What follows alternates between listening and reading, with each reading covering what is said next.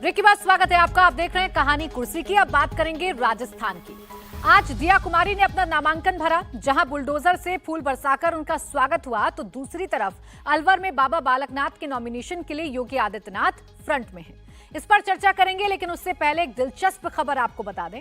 राजस्थान में कांग्रेस के भीतर की गुटबाजी अब बीजेपी में शिफ्ट हो गई है। कल तक कांग्रेस में खेमेबाजी की खबरें हावी होती थी। अब चुनाव नजदीक आते ही बीजेपी में कलह बढ़ती दिख रही है। खबर है कि वसुंधरा राजे और राजेंद्र राठौर के बीच अपने समर्थकों को टिकट दिलाने के मुद्दे पर टकराव हो गया है। कौन सी वो सीट है जिस पर इनके समर्थकों की दावेदारी है, उस पर भी करेंगे चर्चा। लेकिन उससे पहले सचिन पायलट का एक बयान आपको सुनवाते हैं, जो ये बता रहा है कि राजस्थान कांग्रेस में फिलहाल युद्ध विराम पर सहमति बन गई है। चर्चा यह है कि कांग्रेस के भीतर भी अशोक गहलोत और सचिन पायलट के बीच में जो मतभेद है वो भले खत्म हो गया, लेकिन मतभेद अभी नहीं है। हमारा कोई ना मतभेद है, ना मतभेद है, ना कोई गुट है। हमारा सब, मैंने कहा, सोनिया जी, राहुल जी, खड़गे जी का गुट है। हम सब मिलकर काम कर रहे हैं। हर उम्मीदवार को जिताने की कोशिश कर रहे हैं। टिकट एक व्यक्ति को मिलेगा, लेकिन पूरी पार्टी साथ लगेगी और बहुमत लेकर आएंगे हम लोग। पायलट साहब, बीजेपी में इस बार कोई चेहरा घोषित नहीं किया गया। पिछले 2 चुनाव में चेहरा घोषित करके चुनाव लड़ा गया, और कांग्रेस की भी क्या स्थिति रहेगी, क्योंकि चेहरा किसी के सीएम के लिए घोषित नहीं किया गया। ये परंपरा पार्टी में है नहीं घोषित करने की। विधायक जीतने के बाद तय करते हैं, पार्टी नेतृत्व तय करता है कौन लीड करेगा। अभी हम सब पार्टी को जिताने में लगे हुए हैं। मेरे सहयोगी मनीष भट्टाचार्य भी हमें ज्वाइन कर चुके हैं। मनीष, जो बयान सचिन पायलट दे रहे हैं, ये बयान पहले भी देते हैं, लेकिन इस बार उनके चेहरे पर जिस तरीके का संतोष है, वो ये बता रहा है कि बात बन गई है, सब कुछ हल हो गया है। और जो टिकट का बंटवारा हुआ है, उसमें भी सचिन पायलट की चली है, ये भी सामने आ रहा है। तो सब कुछ ठीक है, ऑल इज वेल है कांग्रेस में। देखिए, कांग्रेस ऑल इज वेल दिखाने की कोशिश तो जरूर कर रही है, लेकिन ऐसा होता दिखाई नहीं दे रहा। जो टिकट बंटवारे हुई हैं, टिकट जो नाम आ रहा है, जिस तरीके से उलझने उसमें आई हैं सामने, उससे कांग्रेस भी नहीं समझ पा रही कि इसको पार कैसे पाएंगे। हालांकि दोनों गुटों को संतुष्ट करने की कोशिश की गई है। कांग्रेस में पायलट खेमे के लोगों को भी टिकट दिया है, गहलोत खेमे के भी लोगों को टिकट दिया है। लेकिन सवाल ये है कि पिछले 4 साल में जो गहलोत लगातार ये बात कह रहे थे कि एंटी इनकम्बेंसी विधायकों के लिए बहुत ज़्यादा है, विधायकों के लिए नाराजगी बहुत है, सर्वे किए जा रहे हैं, उन चेहरों को हटाया जाएगा जिनके खिलाफ एंटी इनकम्बेंसी है। तो फिर से अगर उसी चेहरे को रिपीट कर दिया है, तो जनता में मैसेज किया जाएगा और जनता को जवाब किस तरीके से देंगे। पार्टी के काडर के वो लोग जो सर्वे में कहीं ना कहीं उम्मीद जता रहे थे कि उनका नाम दिखाई देगा, इसमें इस लिस्ट में नाम ही नहीं आए। अधिकतर 156 लोगों की सूची आ गई। अधिकांश ज़्यादा से ज़्यादा ऐसी जगह हैं जहाँ पर सब पर सेम वही रिपीट किया गया है। तो वही सवाल उठ रहा है, उन लोगों में बहुत ज़्यादा नाराज़गी हो रही कि जब पहले पुराने चेहरों को ही तरजीह देनी थी पार्टी में, तो सर्वे का बखान क्यों किया, इतनी बातें क्यों की गई कि पार्टी में नए चेहरे को तलाशा जा रहा है, एक दूसरी लाइन खींची जा रही है, जो काम कर रहा है उसको तरजीह मिलेगी। एंटी इनकम्बेंसी की बात क्यों की जा रही थी कि एंटी इनकम्बेंसी बहुत है तो एंटी इनकम्बेंसी हटाने के लिए चेहरे बदल दिए जाएंगे। इस तरीके की बातें अशोक गहलोत बार बार कहते आ रहे थे। आप देख रहे होंगे पिछले 4 साल में जो खींचतान थी अशोक गहलोत और सचिन पायलट के बीच में, इन दोनों की खींचतान खत्म नहीं हुई है। पार्टी में ऑल इज वेल दिखाने की कोशिश कर रहे हों, सचिन पायलट खुल के बोल रहे हों, लेकिन टिकटों में दोनों का शक्ति प्रदर्शन जम के हो रहा है। और अभी भी कुछ ऐसे नाम हैं जिनको लेकर बहुत ज़्यादा असमंजस की स्थिति बनी हुई है। खासतौर पर 3 तो ऐसे नाम हैं जो गहलोत के राइट हैंड बताए जा रहे हैं, महेश जोशी, शांति धारीवाल और धर्मेंद्र राठौड़। ये 3 ऐसे नाम हैं जिनको लेकर सबसे ज़्यादा खींचतान मची हुई है, और इन तीनों पर सीट पर अभी कोई स्थिति नहीं हुई है, कोई कैंडिडेट नहीं उतारे गए हैं। इन तीनों के नाम भी अभी तक के नहीं सामने आए कि चुनाव लड़ेंगे कि नहीं लड़ेंगे, क्योंकि 2 तो कैबिनेट मंत्री हैं बहुत सीनियर, और धर्मेंद्र राठौड़ जो कि अशोक गहलोत के बहुत अजीज माने जाते हैं। क्योंकि 25 सितंबर की ये घटना थी जब विधायक दल की बैठक हुई थी, जिसमें सचिन पायलट को लगभग मुख्यमंत्री बनाया जाना था। उस वक्त का ये विरोध स्वर और उस वक्त की एक बात की कौन होता है आला कमान, अशोक गहलोत ही आला कमान है। ये एक ऐसी टीस थी सचिन पायलट के दिल में, जो इस बात को लेकर आला कमान तक के रखा है कि पुरानी बातों को इसीलिए अभी ये जो 3 नाम हैं, ये फंसे हुए हैं, शांति धारीवाल, महेश जोशी और धर्मेंद्र राठौर। और ये कोई छोटे नाम नहीं है। जो राजस्थान को जानते हैं वो समझते हैं कि ये बड़े नेता हैं, अशोक गहलोत कैंप के बड़े नेता हैं। इनके टिकट अभी फाइनल ना होना कई सवाल खड़े करता है। लेकिन मनीष, ऐसी ही खींचतान हमें बीजेपी में भी देखने को मिल रही है। जो जानकारी है कि वसुंधरा राजे और जो राठौड़ हैं, उनके बीच में खींचतान की स्थिति आ रही है। ये किस वजह से खींचतान की स्थिति है? क्या टिकट बंटवारे को लेकर ये दोनों नेता आमने सामने आ रहे हैं? जी हाँ, बिल्कुल। देखिए, कुछ ऐसी खबरें आ रही हैं कि देर रात को मीटिंग चल रही थी, क्योंकि बीजेपी को अब सूची और जो बची हुई है उसको निकालनी है। अगर आपको याद हो कि जब पहली 41 लोगों के नाम की सूची आई, उसके बाद जिस तरीके से राजस्थान में विरोध प्रदर्शन हो रहा था, उसको लेकर बहुत लंबी चौड़ी मीटिंग, गहन मंत्रणा की गई। उसके बाद जो बैक टू बैक जो लिस्टें आई हैं, उसमें वसुंधरा राजे के तमाम नेताओं को जो साथ में खड़े रहते हैं, जो विधायक, उनको तरजीह मिली है। और ये अब हमें सुनने में आ रहा है कि चूंकि राजेंद्र राठौड़ भी चाहते हैं कि कुछ ऐसे 1-2 नाम हैं जिनको पार्टी में दोबारा से एंट्री ना मिले, या वो अपने लोगों को भी एंट्री देना चाहते हैं। इस बात को लेकर खींचतान हुई है। हालांकि औपचारिक रूप से कोई खुल के सामने नहीं कह रहा है, लेकिन ये बताया जा रहा है कि देर रात को जब प्रहलाद जोशी के घर में मीटिंग चल रही थी, तब जब टिकटों को लेकर मंथन हो रहा था, उस वक्त आपसी बहस बहुत ज्यादा दोनों के बीच में हुई थी। आलम यह हुआ था कि वसुंधरा राजे उस मीटिंग को छोड़कर चली गई।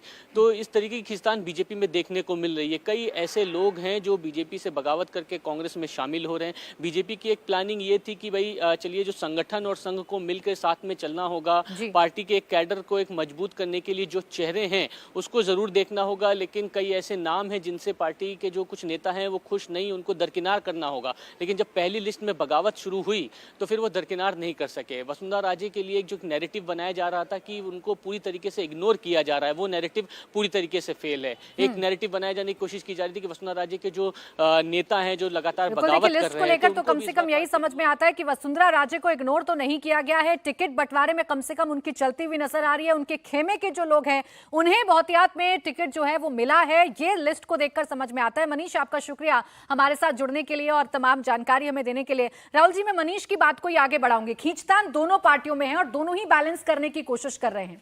सबसे पहले बात अगर बीजेपी की करें तो ये खींचतान जो वसुंधरा राजे और राजेंद्र राठौड़ के बीच में शुरू हुई है, दोनों बेहद करीबी रहे हैं, लेकिन अब दोनों आमने सामने खड़े हो गए हैं क्योंकि राठौड़ भी सीएम फेस के तौर पर अपने आप को समझ रहे हैं।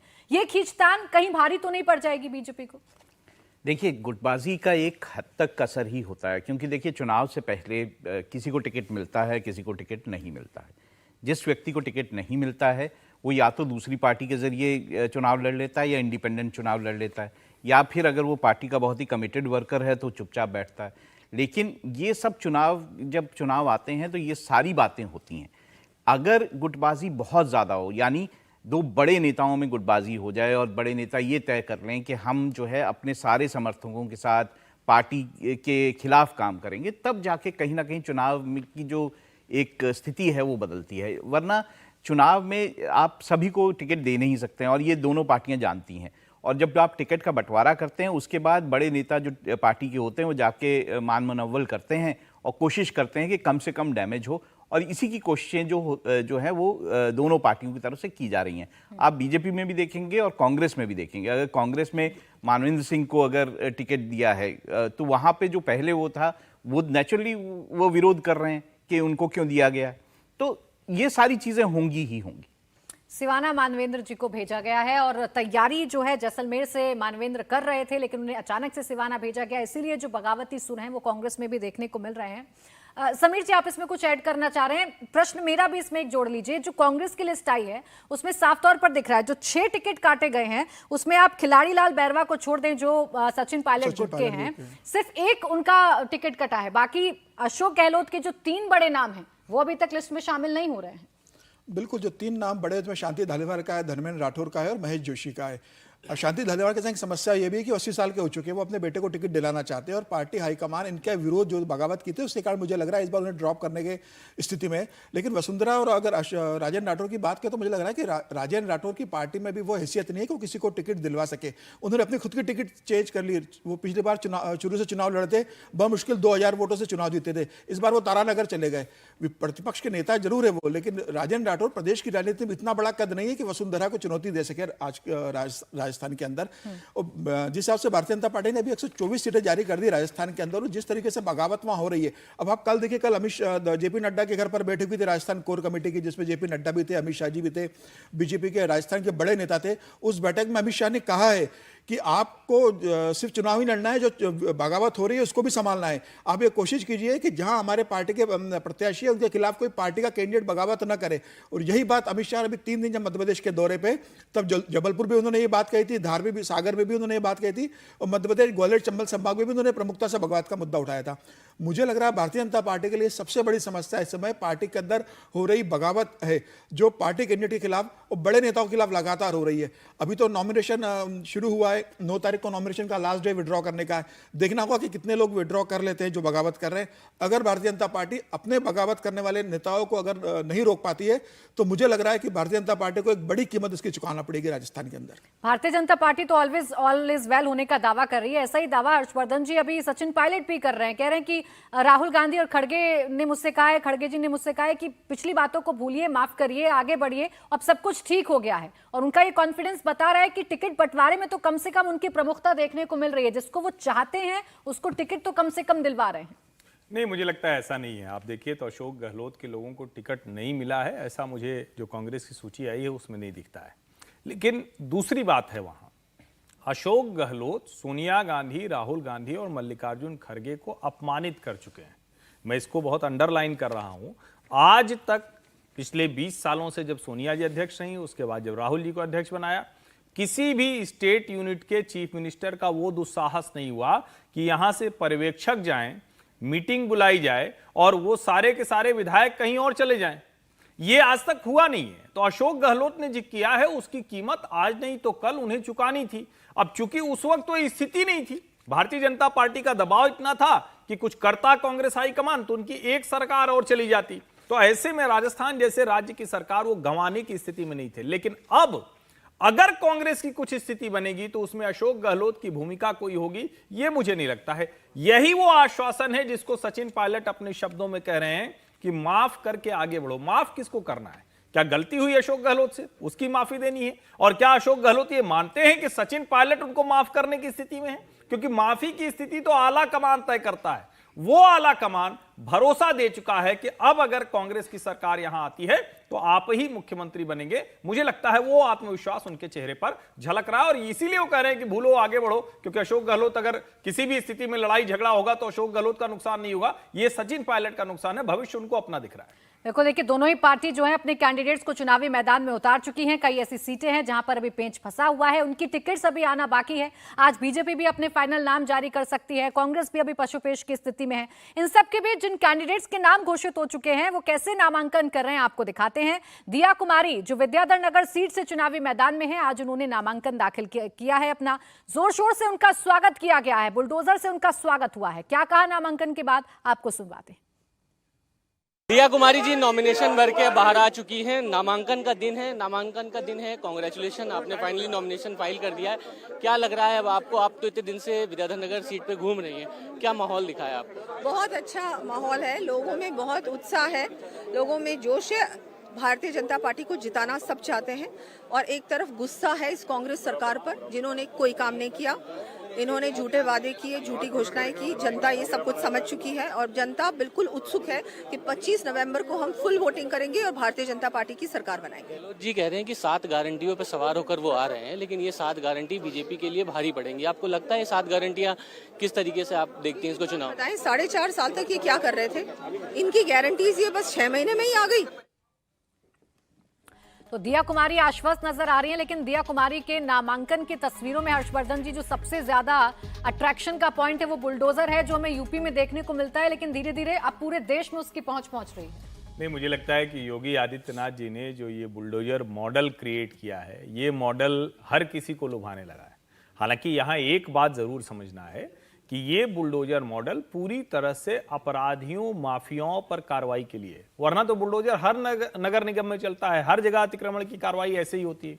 उससे रिलेट करके ये स्ट्रांग मैसेज देता है। अब सवाल ये है कि क्या भारतीय जनता पार्टी दूसरे राज्यों में उस मॉडल को लागू कर रही है? तो हम वो होता हुआ देखते हैं हेमंत विश्व शर्मा के यहाँ, हम वो होता हुआ देखते हैं शिवराज सिंह चौहान जैसा जो एकदम नरम मिजाज मुख्यमंत्री था, वो भी बुलडोजर चलवाने लगता है। राजस्थान में पिछले कुछ समय में कानून व्यवस्था को लेकर सबसे ज्यादा चर्चा हुई। लॉ एंड ऑर्डर की स्थिति राजस्थान में कभी ऐसी नहीं रही जैसी पिछले कुछ वर्षों में हुई है। अब ये मैसेजिंग देने की कोशिश है कि देखिए हम आएंगे तो ये जो बुलडोजर है वो यहां भी चलेगा, अपराधियों के घरों पर, अपराधियों की अवैध संपत्तियों पर। और जो सबसे बड़ी बात है कि क्या ये बुलडोजर शांति का प्रतीक बन पाएगा, सरकार की मजबूती का प्रतीक बन पाएगा? अगर ये मैसेज पहुंचाने में भारतीय जनता पार्टी कामयाब हुई तो निश्चित तौर पर उसको लाभ होगा। और इसीलिए आप देखिए तो फूल बरसाना तो एक प्रतीकात्मक भर है, मैसेजिंग वो है कि अपराध, कानून व्यवस्था, उस पर हम कार्रवाई करेंगे। बिल्कुल, देखिए राजस्थान में अब आप कह सकते हैं कि चुनावी रंग चढ़ता हुआ नजर आ रहा है। दोनों राजनीतिक दल चुनावी मैदान में उतर चुके हैं और दोनों ही दावा कर रहे हैं कि इस बार सरकार राजस्थान में बनाकर रहेंगे।